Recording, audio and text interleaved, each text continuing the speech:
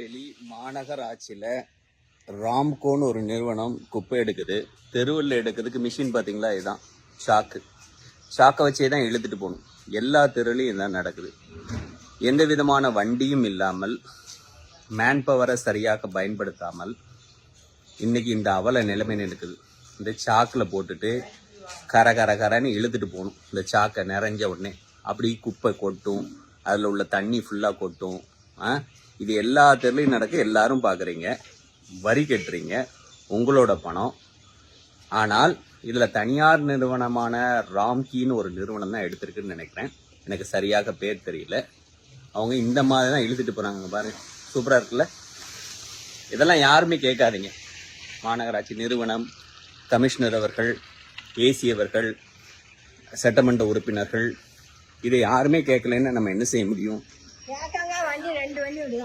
ராம்கோ, இந்த பாருங்க, ராம்கோன்னு இருக்கு. வண்டியே கிடையாதாமா? ஒரு தெருவுக்குமே வண்டி கிடையாதா? 2 வண்டி இருக்கு மொத்தமே. மொத்தம் 2 வண்டி. அது ஒரு வண்டி இங்க குப்பை வாங்கிட்டு இருக்கு. அதான் எங்க ஏரியாக்கு அங்க. இல்லம்மா, தெருவுக்குள்ள வரதுக்கு வண்டியே கிடையாது.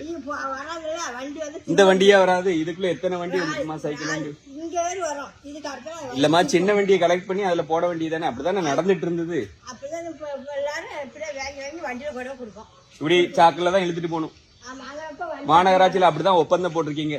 தெருவா சாக்குல இழுத்துட்டு போய் குப்பைகளை கொட்டி அதுக்கப்புறம் கொண்டு போடுவேன்னு மாநகராட்சி. இதுக்குதான் மாநகராட்சி இந்த தனியார் நிறுவனத்துக்கு ரூபாய் கொடுக்குது. என்னம்மா, ரொம்ப நல்லதுமா, நல்லா வருவீங்க. நான் யாரையும் குற்றம் சாட்டல, யாரும் கேட்காதீங்க. இதை பத்தி நாடு எப்படியும் போட்டும்